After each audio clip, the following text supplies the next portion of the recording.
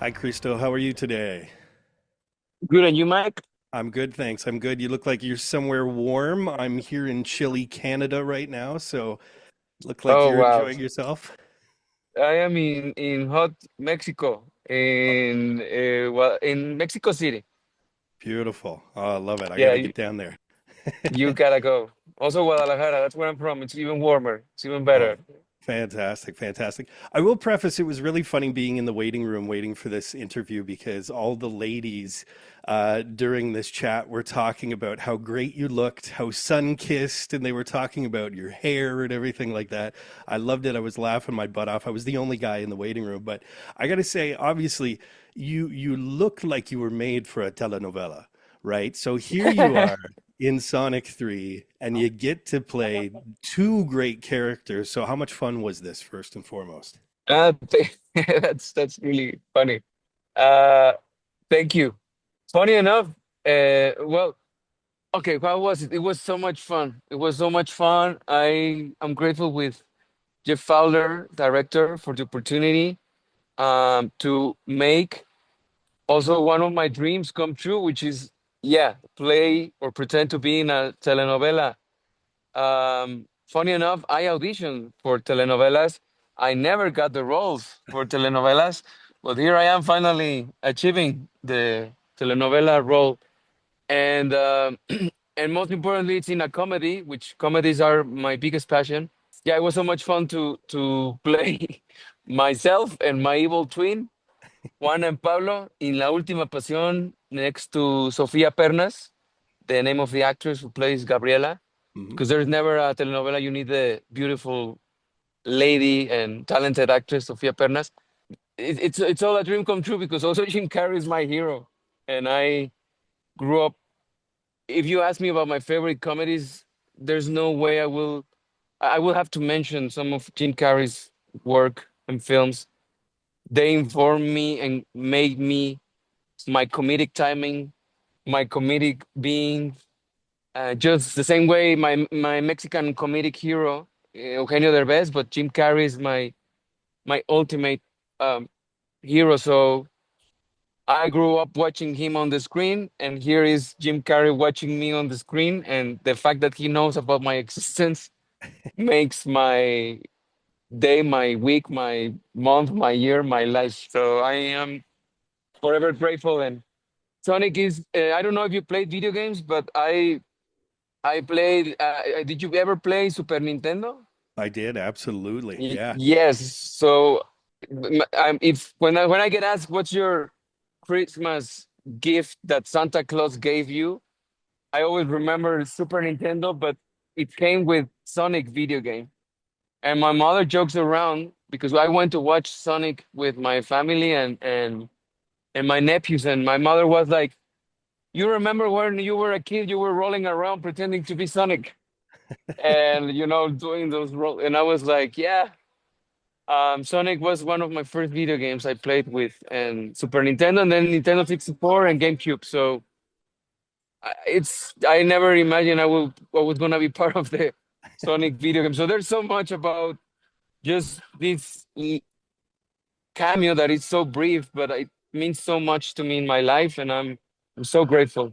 Well, it's great because you've been a voice actor before because as soon as you were getting some real success with Ted Lasso, you're joining these massive franchises, and Transformers was one of them as well, and you get to play Wheeljack. If you had to voice one of the Sonic 3 characters, which one would you want to voice? That's a good question. I mean, I will have to choose Sonic because it's Sonic. But if I couldn't be Sonic, I would choose Knuckles. I think he looks just cool. Plus, it's like long. Well, right now my hair is shorter, but I like the color, and I like the style and how he moves and everything. Well, another great thing is that we've seen famously when you played Danny, you tapped into your dark side a little bit when Danny had to play internationally. You kind of flipped that switch, and it was very much like, a Pablo Juan situation where you get to play kind of the evil version of yourself. Could you give us a taste of what your Knuckles, since he's a little bit of a darker character, what would your Knuckles sound like? Knuckles, I think he will sound like, so what you up to? Huh? How are you, man? ¿Cómo estás? And I'll add some Mexican like, ¿qué pedo, carnal? But sounding like from here, from the throat. I love ¿Qué onda, it. See, güey? ¿Qué onda, güey? ¿Qué onda, güey? the international flavor is great to that. It's fantastic. Yes, Um, yes. I've noticed aside from your acting, you've been producing quite a few smaller, independent, and even short films, which is amazing. So, as your success grows and you become more internationally recognized as you are, what do you think, Uh, your role as a producer is in the world? Thank you for mentioning it. I look, my opportunities as an actor came out of creating my own work. As I just said, I auditioned in Mexico and outside Mexico. I never got roles. I auditioned for soap operas, for telenovelas, for indie films, big films, and never got a role. And what gave me my opportunity is Ted Lasso. Ted Lasso comes out of creating my own work because my own short films shot with my cell phones with my friends in the university, and most of the times we're always comedies. I love comedies. That's what I always loved, and I gave myself roles. And football soccer was my dream, and that's what I wanted to do. So here I am playing Dani Rojas. It's comedy, it's football soccer, it's who I am. That's where I come from, and that I hope it's an inspiration for all the people out there that want to create their own stuff and don't find the opportunity, create them. Ted Lasso, here we are celebrating the success, but Ted Lasso comes out of Jason Sudeikis and Brendan Hunt and Joe Kelly.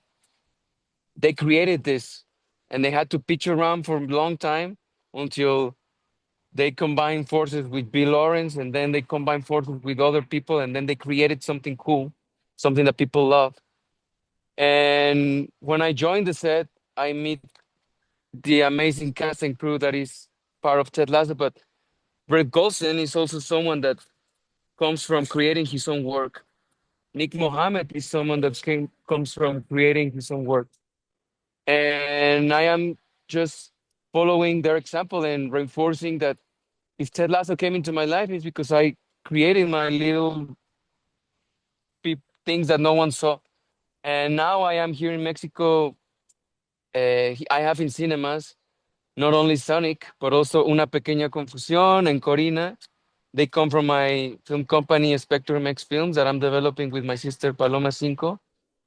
And it's a result of 10, 15 years of doing my short films that no one never saw.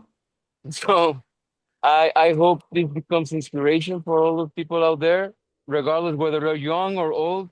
There's no age for having dreams, but your dreams sometimes don't work the way you want it. Like I failed as a football soccer player, but here I am succeeding in other stuff. So it's important for me, especially as someone from Guadalajara, from Mexico, and having my name next to great people that I admire, like Jim Carrey and Keanu Reeves. And I hope this becomes an inspiration for all those people out there that have dreams and want to achieve things that it's possible.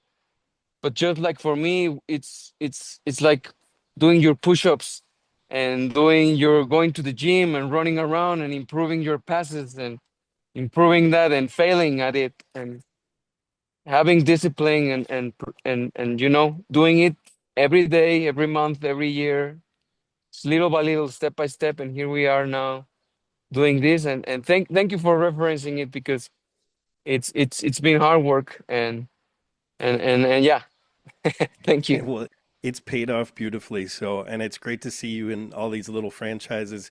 Can I just before I let you go, can I get one Yeah, of time? course. Can you say football is life for me? Of course, amigo. Fútbol is life. Muchísimas Gra- gracias. Gracias, amigo. Mucho gusto. Gracias, Mike.